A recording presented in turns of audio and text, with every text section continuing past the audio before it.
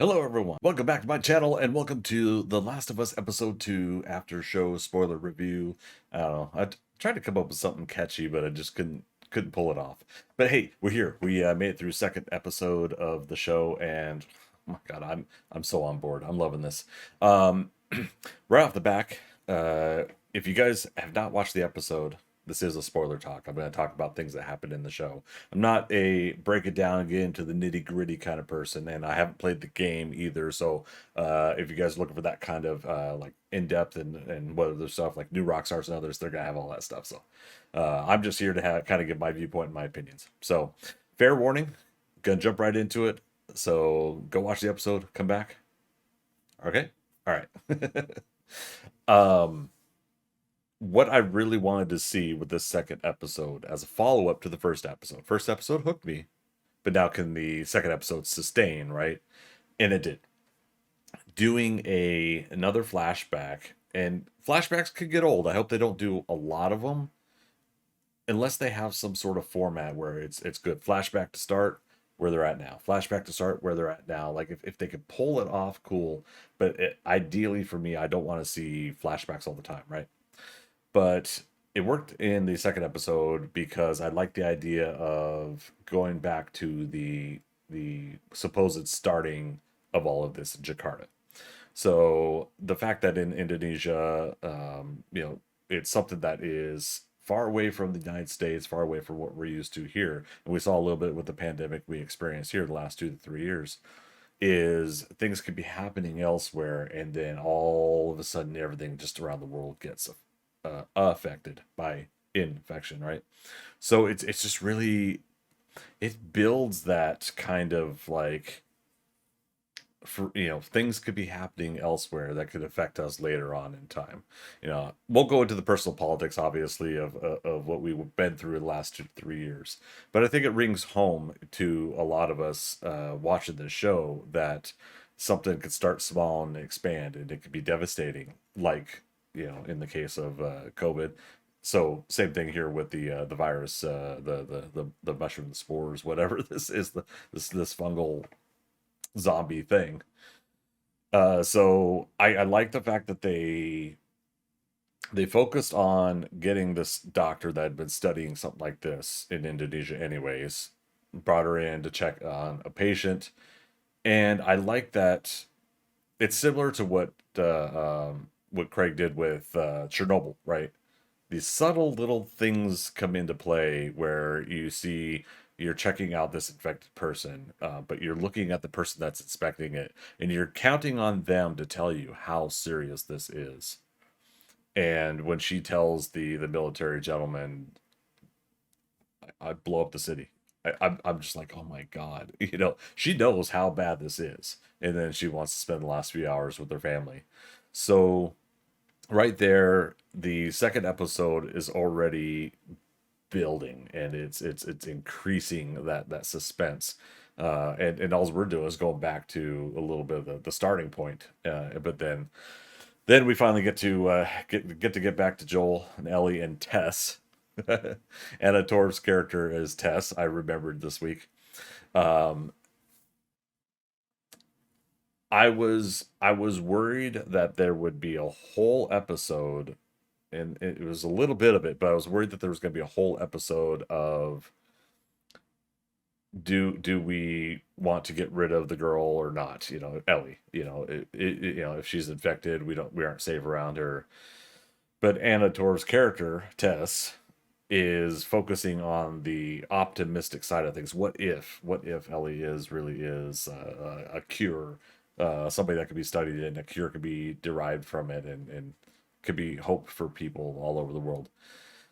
And I feel for Joel because it's like, he's been through, not just after his daughter, but he's been through one hardship after another. One of his job duties was throwing bodies into fire. I mean, it's one of those things where he's been beaten down and broken down, and he doesn't trust anything other than what he knows is safe and secure. And so the fact that their their job is to escort this infected person is, I could see the resistance in him, and Oh my god. The amount of like the trepidation, is that the word? The amount of like hesitation and concern about this is, but I'll skip over to what Tess had said. At the very least, they do the job, whether she is the cure or not. If she is the cure, then I think Tess is basically saying, then bonus, we get to help people. So it's great because now you can see that with Joel and Tess, there was this nice little juxtaposition between the two of them where I think they kept each other in check. And so, yeah, what happens later sucks. And we'll get to that in a moment. But yeah, I was really liking that because just in a couple episodes, just in these short little scenes that we've seen between these two characters, Joel and Tess, we already know like a history of whatever time they've been together. They've built that camaraderie together, and they've been able to get each other's backs. So inevitably, it is rough later on when we do lose Tess. Now, what I had hoped that we would start getting into is the journey, and episode two jumps into that exactly, like right what I want them to do, going through cities, going through buildings, dodging these infected creatures. I think some people have said they're called the clickers. I think is the ones that they actually like physically got hand in hand with them. But the basic infected, like all laying out in the street and reacting to sunlight and moving in waves and stuff like that. The art department on this show is doing a phenomenal job. The color palette starting out in the city is just gorgeous. I mean, it's just, you had some emphasis and highlights, I think, on some blues and some pinks. Case in point. But there was something about that, how they enriched that, and it stood out from some of the bland gray, warm and cool gray colors that you saw in the rest of the city. So I really enjoyed that color palette. So the art department is doing an amazing job. And speaking of amazing, so when you do get to see the clickers and you see just like all of this basically fungally infected creatures, it's just phenomenal to make that work. If you could watch a show like that and it makes you kind of feel like, ugh, I think they're doing their job. Hopefully nobody's too hypersensitive to that. It would suck if that happened. I want everybody to be able to enjoy a show, but yeah, I really really loved that. Now, one of my concerns with the believability and the universe building that creatures and shows and things do, like with this kind of story, that the writers do with the creatures of these stories, is the fact that, like, I worry that there's a little bit too much beyond the scale of hope, and sometimes it is the was it is that Deus ex machina, Deus ex machina, ex machina, Deus ex machina. The fact that like they'll just solve it because that's what we need the story to do, versus solving a problem like logically and through pathing of the story. And so the one thing I worry about with the whole, like, they saying that the whole mycelial network of the fungal thing that's under the ground, and it's that can connect to a whole pod of things elsewhere. The thing I worry about making that grandiose kind of thing, whether or not that is what happens in real life with living organisms or not. I think the problem with that in the story is it seems like there really realistically should not be any way for them to go anywhere in the first place. By this point, it seems like nobody should be able to walk anywhere or do anything. They went up to that dry husk of a vein of whatever and broke it apart. Like, to me, I'm like, okay, well, yeah, but would like anything else underground? No, I don't know. It's just one of those things where, like, I worry about that, because then they do that moment where the one creature lays its hands down, and some of the stuff comes up and touches the hands, and that somehow connects to that other network. It seems so like far fetched, beyond the scope of possibility to survive against. It's too interconnected. How can anybody fight that? But at the same time, I'm also watching the science fiction of it, the fantasy of it, the story of it, because I want to see Joel and Ellie get through all of this, and I want to see them survive, and I want to see them, prosper and become that saving grace for humanity, I guess. Again, I'm guessing, the one thing that you could do with a story like this is you just assume, okay, they're gonna save the day, so no biggie. One of them might die during it. I don't know. Don't spoil it. If you guys have played the game, I know some things, but I'd rather, like anybody watching this, that the spoilers that I talk about are what we see in the episode now, not what's going to happen in the game later and what could possibly happen in the show later. So, do me a favor, no spoilers. I will delete them or I will remove them. But yeah, so I just wanted to kind of touch upon that. Like I love the science and science fiction of this mycelial network, but I do worry that I think they said that's why they didn't do spores in the air kind of thing. But it still seems to ring true. Like if you have this interconnected thing underground that then connects to things above ground, and they're talking about, you just step on one thing and then they know. I don't know. It just seems like it might end up being like a little too far fetched for the story that people could overcome it. So I'm going on about that, but that's just my one concern right there, and that's really it for the concerns. So the one thing that had to happen, unfortunately, is we all know Joel and Ellie, but we don't know Joel, Ellie, and Tess. So I had an assumption that we were going to lose Anna Torv at some point. I was kind of hoping we'd have at least one more episode with her because I love her. But yeah, so the the sacrifice that Tess makes, I don't think that Ellie didn't take Tess and Joel seriously.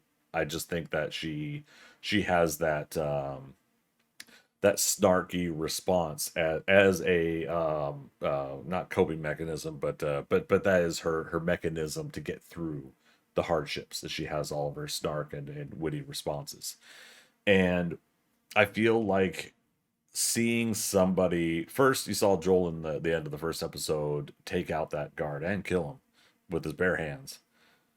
That was a serious thing. So she knew how serious Joel was, but to see how serious of a situation they're all in, to have to sacrifice Tess it's a hard, but I think story wise needed moment, because now Ellie just sees how difficult, like, they, in order to get away from this very serious situation, somebody had to blow themselves up and all the creatures that were going to get them, and they still have probably a ways to go on this journey, for the next steps.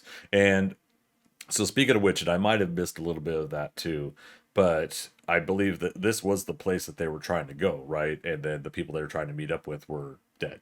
So now I think, is it going to be Joel saying that they should go find his brother and then therefore find other members of the Fireflies? Is that I'm guessing that's going to be where it's going to go. I could be wrong.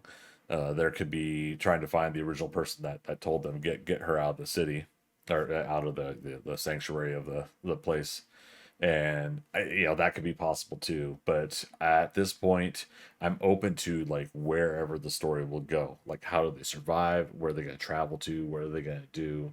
And then ultimately, does this lead to Ellie helping provide an actual cure? I think the hard part is we've had a number of stories out there in the past 20 years now where things have gone dire for the sake of flipping the script. We've watched the new Battlestar Galactica, Ronald D. Moore Battlestar Galactica, and there were dire situations in that show. Ultimately, there was a somewhat happy ending to the Battlestar Galactica show, but at the same time, we lost so many character favorites along the way.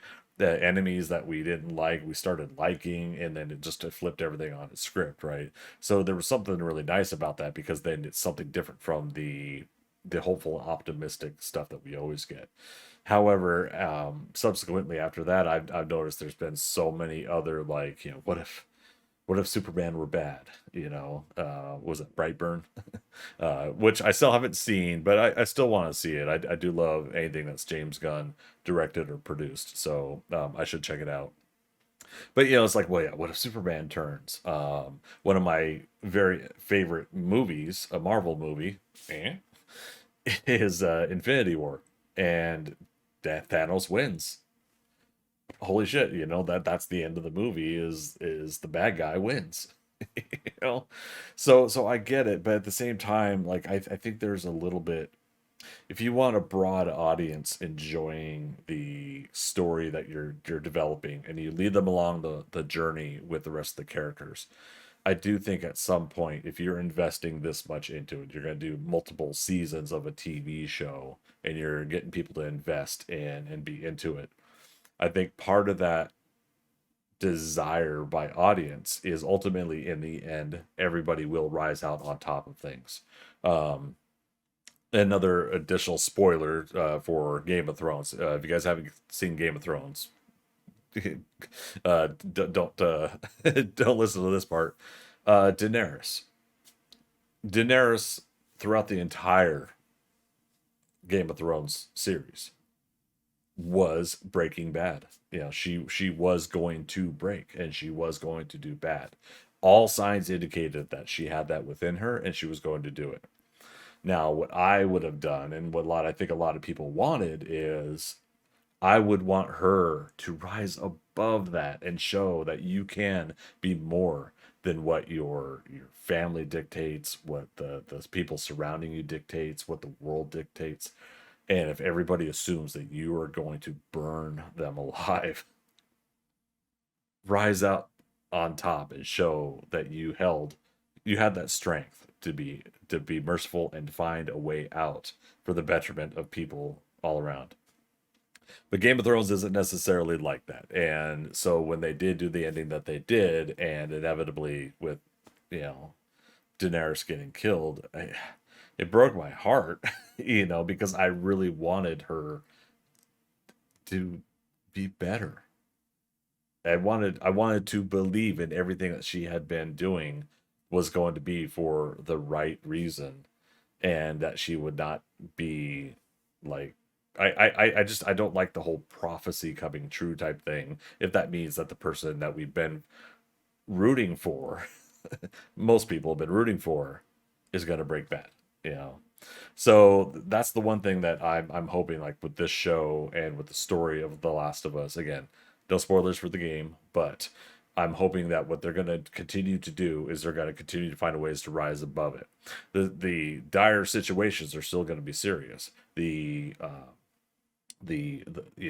could be more people that we meet along the way that we're rooting for that could die along the way. Again, I think Nick Offerman's next week's episode.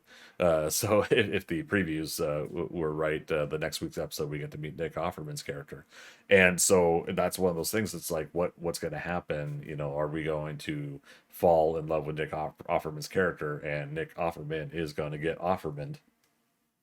Sorry, that's a really bad joke. Sorry, Nick. But I worry about that. But ultimately, in the end, I do want to see Joel and Ellie rise above, save the day, and I want to be along for the journey, as far as it's gonna go. So overall, enjoying this. I'm trying not to do a lot of these where I say this is better than that. I'm not that kind of person. I don't like to do the best of, the worst of, really, in the common sense. But I'd say I'm still on track and I'm still loving the show and I'm enjoying what they're doing with it. So I really enjoy all the actors that have been in the show so far. We only had a limited amount this time. The character actors, yes, the clickers, I like them too.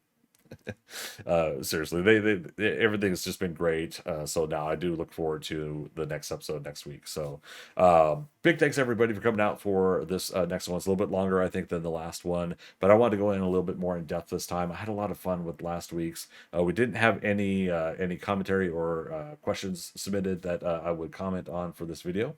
If you guys have some, go ahead and post them down below, and I'll do a follow-up if I can. But if you are new to my channel, go ahead and click that subscribe button. Click the bell notification as well if you want to get notified every time I upload new videos. We got another episode of Bows, Blades, and Bombs coming out tomorrow, 1 p.m. Eastern Standard Time. So I hope to see you there for that next episode. Thanks again, everybody, for stopping on by. Don't forget to click thumbs up, click thumbs down. I challenge you. I dare you. Click thumbs down. You don't like what I'm saying? Do it. Do it now. So thanks again, everybody, for stopping on by. And as always, we'll see you on the next adventure. All right. Bye bye.